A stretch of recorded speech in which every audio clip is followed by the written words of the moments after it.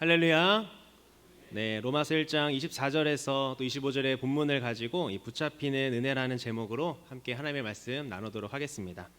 우리 옆에 있는 분들 보시면서 이렇게 인사했으면 좋겠습니다. 하나님께 붙잡히는 인생이 됩시다. 아멘. 저 여러분 모두가 하나님께 정말 꽉 붙잡힌 인생이 되기를 간절히 소망합니다. 네, 여러분 혹시 그 넷플릭스 드라마 중에 이 DP라는 드라마 혹시 알고 계신가요? 보신 분도 있으실 거고 또 보지 못한 분도 있을 거라고 생각됩니다. 저도 뭐 다는 보지 못하고요, 이제 짤로만 좀 봤습니다. DP가 뭐냐면 이 근무 이탈 체포조라는 건데요, 군사 경찰입니다. 뜻이 뭐냐면 이 탈영병을 잡아서 다시 군대로 복귀시키는 업무를 맡은 헌병을 말합니다. 그러니까 3인칭 시점으로 그 드라마는요, 여러 탈영병의 이야기를 보여주면서 이야기가 전개가 됩니다. 실제로 몇 명의 탈영병들의 그 에피소드들이 나오는데요, 어떻게 보면 거기 나와 있는 드라마의 그 내용들이 어느 정도 실화를 바탕으로 이제 나온 내용이라고 합니다.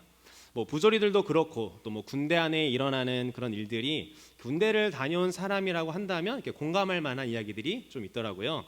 여기서 이제 또 계속 군대 얘기를 하면 또 산으로 가거나 위험할 수 있으니 이제 그만하고 제가 이야기하려고 했던 부분만 좀 말씀을 드리겠습니다. 여러분, 그럼 탈영병에게 가장 좋은 것은 무엇일까요? 탈영병이 탈영을 했습니다. 그게 가장 좋은 건 뭘까요? 그가 탈영하게 된 목적을 달성하는 게 좋을까요? 뭐 탈영하려고 하는 이유가 있었겠죠. 뭐 군대가 힘들어서, 아니면 여자친구가 뭐 이별을 통보해가지고 여자친구를 만나러 간다든지, 아니면 정말 보고 싶은 사람이 있어서 꼭 지금 봐야 되니까 탈영한다든지. 근데 결국에는 그것이 아니라 탈영병의 가장 좋은 것은요, 그냥 빨리 붙잡히는 겁니다. 가출도 마찬가지죠. 가출도 오래되면 어떻습니까? 탈영도 그렇고 가출도 그렇고 오래되면 오래될수록 사고가 나기 마련입니다. 그래서 돈이 없는데 배고프니까 어떻게 합니까? 뭐 훔쳐 먹겠죠. 사고가 납니다. 그리고 또 위험한 곳에 있다 보면 사고가 나죠. 왜냐하면 잠잘 데가 없고 쉴 데가 없으니까 말입니다. 그러게 탈영병도 그렇고 이 가출한 사람도 그렇고 가장 좋은 것은 빨리 잡혀서 원래 있는 자리로 돌아가는 것. 그게 가장 좋습니다.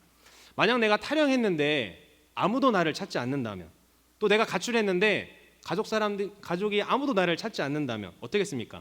처음에는 좋겠죠.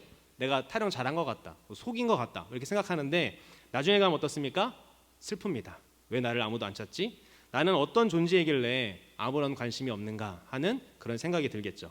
오늘 말씀을 통해서 여러분들과 나누고 싶은 것이 바로 그리스도인이라면, 성도라면 하나님께 붙잡히는 것이 바로 은혜라는 것입니다. 오늘 본문 말씀을 통해서 우리가 왜 하나님께 붙잡혀야 하는지, 왜 그 붙잡히는 것이 은혜인지를 같이 함께 나누고자 합니다. 오늘 본문 말씀은 이제 24절, 25절인데요. 그 앞뒤에 나와 있는 이제 26절과 28절에 보면 반복되는 단어가 있습니다. 먼저 우리 24절 말씀 함께 읽어보겠습니다. 그러므로 하나님께서 그들을 마음의 정욕대로 더러움에 내버려 두사 그들의 몸을 서로 욕되게 하게 하셨으니. 아멘. 노란색 글씨처럼 26절에도 그렇고 28절에도 그렇고 이 내버려 두사라는 단어가 반복돼서 나옵니다. 구약에 보면요, 다른 비슷한 말씀들도 이 이야기를 하고 있는데요. 함께 한번 보도록 하겠습니다. 우리 먼저 레위기입니다. 자, 레위기 제가 읽어드리겠습니다. 내가 칼을 너희에게로 가져다가 언약을 어긴 원수를 갚을 것이며 너희가 성읍에 모일지라도 너희 중에 연병을 보내고 너희를 대적의 손에 넘길 것이며. 또 사사기에는 이렇게 되어 있습니다. 이스라엘 자손이 또 여호와의 목전에 악을 행하였으므로 여호와께서 7년 동안 그들을 미디안의 손에 넘겨 주시니. 아멘. 비슷한 단어가 뭐였죠? 넘겨 주시니, 내버려 두신다라는 말입니다. 결국 내버려 두신다라는 말 뜻은 뭐냐면 포기한다, 그리고 넘겨준다라는 그런 의미가 담겨져 있습니다. 그래서 하나님이 내버려 두셨다라는 말은요, 하나님이 넘겨주셨다라는 말과 같은 의미인 것이죠. 그래서 우리는요, 이 말의 의미를 모르면요, 착각하면서 신앙생활을 하게 됩니다. 어떤 신앙생활을 하게 될까요? 우리가 맨 처음에 죄를 지으면 이거 죄 지었는데 이러다 하나님께 얻어맞으면 어떡하지? 하는 이런 생각이 듭니다. 그래서 걱정하지만 나중에 시간이 지났는데 나 죄 지었는데 아무런 하나님의 사인이 없고 그냥 삶이 다 평안하네? 그럼 무슨 생각합니까? 죄를 지어도 아무 일이 일어나지 않네? 하면서 하나님이 이 정도는 좀 눈 감아 주나 보다 하는 그런 생각을 합니다. 그러나 이것이 무엇입니까? 우리가 갖고 있는 큰 착각이라는 것이죠. 어떤 착각입니까? 하나님이 내버려 두신 것을 봐주신다고 하는 생각인 것입니다. 그래서 하나님이 왜 버려두신 것일까요? 25절 말씀 우리 함께 읽어보겠습니다. 시작. 하나님의 진리를 거짓 것으로 바꾸어 피조물을 조물주보다 더 경배하고 섬김이라. 주는 곧 영원히 찬송할 이시로다. 아멘. 뭐라고 말합니까? 하나님의 진리를 이 거짓 것으로 바꾼다라고 말합니다. 그것의 대표적인 예가 무엇입니까? 피조물을 이 조물주보다 더 경배하고 섬긴다. 그게 바로 하나님의 진리를 거짓으로 바꾼 거죠. 하나님은 인간을 창조하실 때 그 인간에게 하나님만의 고유한 속성을 담아 놓으셨습니다. 그것이 무엇입니까? 바로 하나님의 형상이죠. 그래서 우리 안에는 다 하나님의 형상이 들어 있습니다. 핸드폰 속에 담겨 있는 그 각자만의 그 고유한 유심칩처럼 하나님은 사람들마다 다 하나님의 형상을 심어 두셨죠. 그런데 이것이 언제 깨지고 변질이 됩니까? 바로 아담의 범죄로 인해서 그것이 깨어지고 범죄가 된 거죠. 그래서 인간들이 어떤 생각을 하는 겁니까? 하나님을 경배하며 살 것인가? 아니면 경배하지 않고 살 것인가? 이런 질문 앞에 피조물인 우상들을 내가 한번 조정해 보겠다 하는 생각을 하는 겁니다. 내 인생 내 힘으로 살아보겠다. 하나님은 필요 없다. 내 인생의 주인은 바로 나다라는 생각이죠. 그래서 사람들이 조물주보다 더 경배하는 피조물들은 어떤 것이 있습니까? 눈에 보이는 것들을 마음에 두는 겁니다. 돈을 숭배하기도 하고요, 또 물건을 숭배하기도 하고요. 우리 눈에 보이는 것들을 숭배하는 것이죠. 사실 우상이라는 것이 어떤 것입니까? 인간 그 자기 마음대로 자기 중심대로 조종하겠다라는 그런 마음입니다. 내가 이것을 원하니 우상이시여 들어주소서 하는 거죠. 내가 원하는 대로 뭐 좋은 직장을 옮겨주시고, 내가 원하니까 이거 가질 수 있게 해주시고, 또 내가 이거 성취하고 싶으니까 성취하게 해달라. 그런 것들이 다 우상인 것입니다. 그래서 기도하는 사람은요, 기도하다 보면 무엇이 바뀌어지는지를 알게 됩니다. 기도를 깊이 하는 사람은요, 기도 제목이 바뀌기보다 나중에 그 기도하는 사람이 바뀌게 되는 것입니다. 그러면 자연히 하나님이 원하시는 뜻을 묻게 되고요, 하나님이 원하시는 그 기도 제목을 놓고 기도하게 된다라는 겁니다. 하나님은 피조물을 조물주보다 더 경배하고 섬기는 그 모습을 보면서 그들의 마땅한 대가로 그들을 내버려 두신 것입니다. 상관하지 않고 그냥 지나가는 것이죠. 그래서 중국도 보면은 옆에 그냥 시체가 있어도 그냥 상관하지 않고 그냥 막 지나가더라고요. 그것처럼 어떻게 보면 내버려 두신 것입니다. 만약 내가 부모인데 길거리를 지나가다가 학생들이 나쁜 짓을 하고 있는 장면을 봤습니다. 근데 그 무리 가운데 피해자나 가해자 중 한 명이 만약에 내 자녀이면 어떻게 합니까? 옳지 잘한다라고 하면서 막 응원을 해줍니까? 그러지 않죠. 당장 그 자녀를 잡아다가 호되게 혼내겠죠. 결국 무엇이 문제입니까? 바로 관계가 문제라는 것입니다. 내가 하나님과 아무런 상관이 없어진다면 어떨까요? 하나님이 나를 아무런 상관이 없는 사람으로 대한다면 어떨까요? 여러분, 댓글 중에서도 악플보다 더 무서운 것이 무엇입니까? 악플보다 더 무서운 것은 바로 무플입니다. 관심을 못 받는 게 더 슬픈 거죠. 그래서 악플은 관심이라도 있으니 말하는데 무플은 더 무섭습니다. 그것처럼 내가 하나님의 자녀냐, 하나님의 자녀가 아니냐, 이것이 중요하다라는 거죠. 잔소리보다 더 무서운 것이 무엇일까요? 제일 무서운 것은 바로 이렇게 내버려 두는 것입니다. 도살장의 돼지처럼 말입니다. 나중에 자신이 어떻게 될지도 모르면서 허겁지겁 먹고 마시고 하는 그런 영적인 비만이 일어나는 것입니다. 26절과 27절 말씀 이어서 함께 보겠습니다. 이 때문에 하나님께서 그들을 부끄러운 욕심에 내버려 두셨으니 곧 그들의 여자들도 순리대로 쓸 것을 바꾸어 영리로 쓰며 그와 같이 남자들도 순리대로 여자 쓰기를 버리고 서로 향하여 음욕이 부릴 듯하며 남자가 남자와 더불어 부끄러운 일을 행하여 그들의 그릇 때문에 상당한 보응을 그들 자신이 받았느니라. 아멘. 하나님께서 그들을 그 부끄러운 욕심에 그냥 내버려 두시니까 어떤 일이 생기게 됩니까? 여자들이 순리대로 쓸 것을 바꾸어 쓰게 되고요, 남자들도 여자 쓰기를 버리고 남자가 남자와 더불어 부끄러운 일을 한다라고 말합니다. 무슨 말입니까? 한마디로 동성애를 한다라는 것입니다. 이런 모습들이 인간의 역사를 살펴보면요, 비일비재하게 많이 일어납니다. 자신을 신이라고 생각한 왕들은요, 인간의 본성을 바꾸어서 영리로 씁니다. 그래서 애굽의 왕들은 어떻습니까? 자신들의 그 왕족의 혈통을 이어가기 위해서 근친상간을 했습니다. 클레오파트라도요, 자신의 남동생들과 결혼을 하게 됩니다. 로마는 또 어떻습니까? 로마 제국을 보면 인간이 얼마나 추악하고 악한지를 보여줍니다. 잘 먹고 잘 사니 인간들은 결국 이 육체적인 쾌락을 쫓게 되죠. 대표적인 것이 바로 그 로마의 목욕탕입니다. 이곳은 인간의 성욕을 나타내는 그런 로마의 대표적인 장소였습니다. 그래서 이곳에서 음란한 죄들이 아주 많이 일어났다고 합니다. 그래서 로마 제국의 모습은 하나님을 떠난 인간이 타락하면 어디까지 가는지를 보여주는 모습과도 같죠. 이것을 생각해 보면 저는 이런 말씀이 떠올랐습니다. 요한일서 2장 16절 말씀인데요. 이는 세상에 있는 모든 것이 육신의 정욕, 안목의 정욕, 이생의 자랑이니 다 아버지로부터 온 것이 아니요 세상으로부터 온 것이라. 알고. 아멘. 결국 인간들은요, 자신들을 자신의 인생의 왕으로 삼고 자신들이 하고 싶은 것을 하면서 살아간다라는 것이죠. 결국 이런 사람들은 어떤 결과들을 보여줄까요? 28절 말씀입니다. 또한 그들이 마음에 하나님 두기를 싫어하매 하나님께서 그들을 그 상실한 마음대로 내버려 두사 합당하지 못한 일을 하게 하셨으니. 아멘.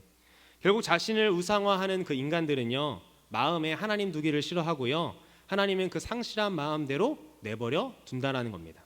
이어지는 말씀을 보면 결국 그들은 이 모든 불의를 일으키는 존재가 되는 것이죠. 그래서 29절부터 31절까지 나타나는 악의 덕목들이 있는데 그것이 무엇을 말해줍니까?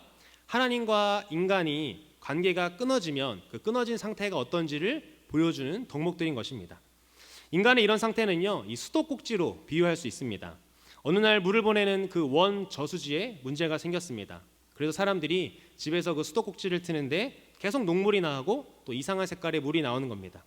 원 저수지에 문제가 생겨서 나타나는 현상인데 어떻게 하고 있는 겁니까? 원 저수지에 가서 그 문제를 해결하는 것이 아니라 수도꼭지를 바꾸거나 아니면 파이프를 바꾸려고 하는 모습을 보여줍니다.